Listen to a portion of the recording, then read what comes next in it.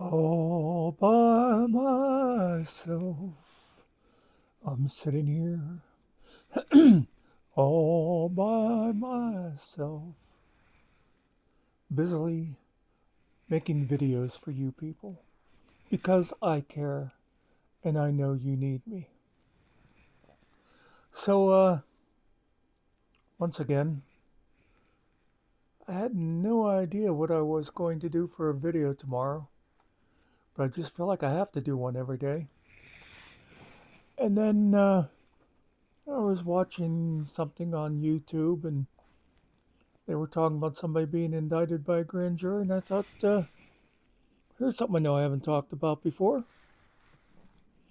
A few years back, I don't know how many, let's say about 20, I served on a federal grand jury. Now, the way this worked, it was 3 days a month for 18 months. So it wasn't like where you see on TV where they go in and sit there, you know, and they're there for days upon end. Now, I remember some stuff I remember about it is when it first started, they were going to have us concentrate on one particular case.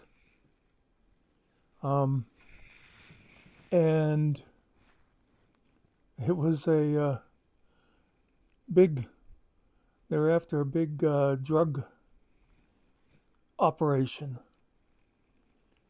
And there was one guy on the jury, he's a school teacher.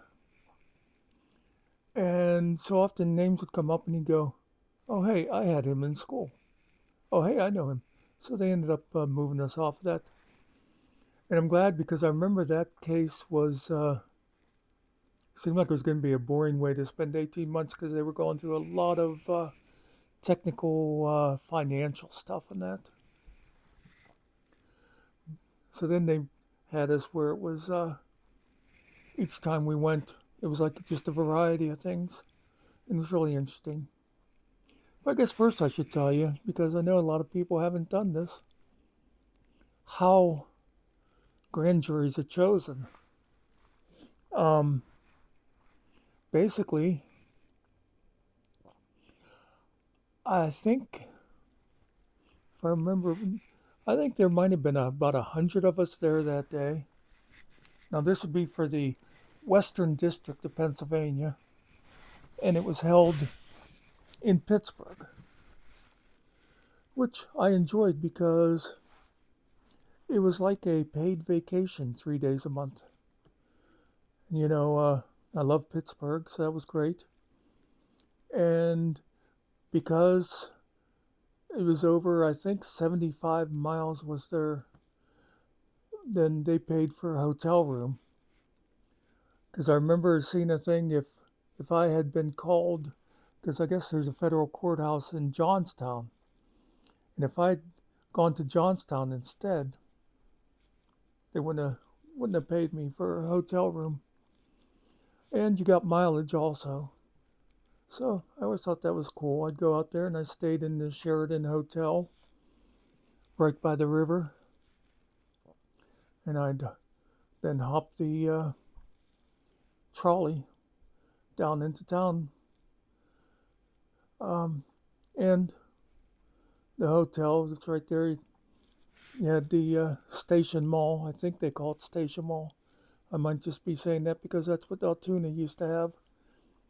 But it was an old railroad station. They turned into a mall. And I used to go there for, there was a Chinese restaurant I liked and a good pizza shop and that I'd go there for dinner if I didn't eat at the hotel. Um, and it's right by the incline, another one of my favorite things in Pittsburgh. Anyway, so yeah, but the first day we went, I think there was probably like 100 people. Now, there are 23 people that sit on a grand jury. And the way they are chosen, as I remember, We were all in a courtroom, and the presiding judge, I think he asked if anybody had a good reason why they couldn't serve, and I can't remember if there were any people excused. I imagine there are, health reasons and things like that, but a lot of those people probably, you know, reply when they're first called and say, but I can't because of this health reason or because of my job, and they might be sort of pre-excused. But anyhow, the way we in particular were chosen was they drew lots from a hat. You all had a number, and they drew, and the first 23 were on the jury, and then they chose, like, I think it might have been like 17 more for alternates. So if something happened to one of the 23, number 24 would step in. But there wasn't, like when you'll see a TV show with a jury trial and you'll have lawyers asking them, how do you feel about capital punishment? Or have you ever known anybody that was arrested? Or any of that kind of stuff. Well, there was none of that. It was just totally by lot. And the judge gave us some instructions on how things were to go and that. But anyway, then when you're on the jury, what they do, now, one thing to know, when you see somebody was indicted by a federal grand jury, that means there's cause to believe the person committed a crime and that people have decided that there should be a trial. But an indictment does not mean guilty because, for one thing, you don't hear from the defense. All you hear is the prosecution side when they present their evidence. Um, and so, of course, it's slanted.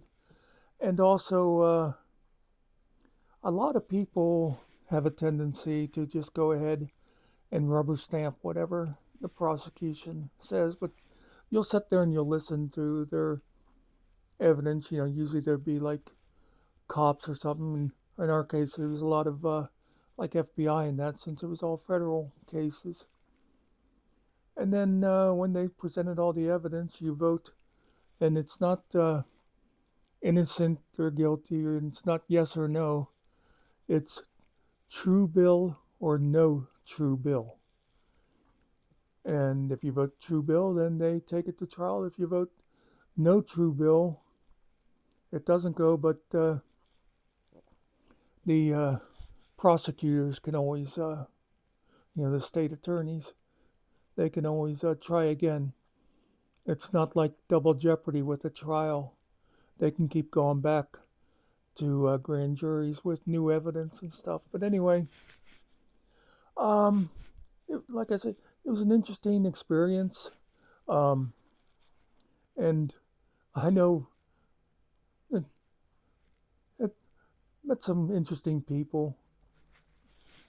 In fact, one of the interesting people was, they had a cafeteria, of course, in the federal building. We'd break for lunch and go down there. And I can't remember. Now, I don't think they gave us like meal chits or anything like that, because I can remember paying the guy.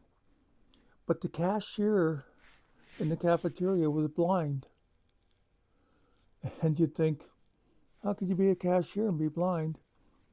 Well, of course, there is a matter of trust involved, because, you'd have to say to him, you'd tell him what you got, and he'd say to you, that'll be $5.85, and you'd go, here's a 10.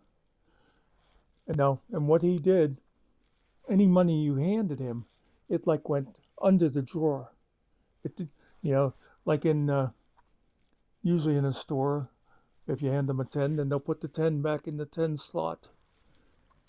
So he just put everything under the drawer, and then he would take your change, But I always thought that was interesting. Blind cashier. Um, you're probably not going to see that much of anywhere except a government building. And you would hope, since the place was full of lawyers and cops and stuff, that most of them would be honest, but I don't know. Anyway, but yeah, and then people on the jury itself, that was interesting. Had interesting conversations, met a lot of different people. One of the things I remember when we were first going to be doing the big drug case, and they had whiteboards set up, you know, and it was like showing you, it had like the different information of the. I remember what the deal was with this drug case is the drugs were coming in to New York and then being transported from New York to Pittsburgh. And they had like names up there. And I remember looking, and because, and it would be like a sort of a chart, what do you call those? Like when you have a family tree or like in a company, it'll say president, vice president, and so on. And like up top, I remember there being like the person was like John, and it was LNU. And over here, you'd see another like Michael LNU. And I thought, this must be like a Vietnamese gang or Chinese gang or something. And then I found out that LNU meant last name unknown. And this is all stuff I guess they figured they'd be filling in as the investigation went on. But anyway, there's that. And I can remember a couple of one another case we had, and of course at the time you weren't allowed to talk about any of them. It's a funny thing. Witnesses can leave and say whatever they want, tell people, what they talked about, but the people on the jury and that can't. But anyway, what was I going to say? One of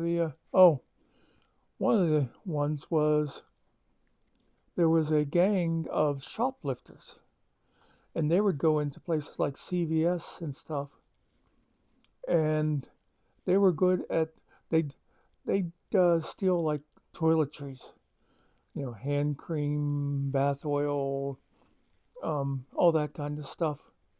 And I remember the one cop saying you'd be surprised at how much they could steal without it looking like their clothes were all bulging and stuff.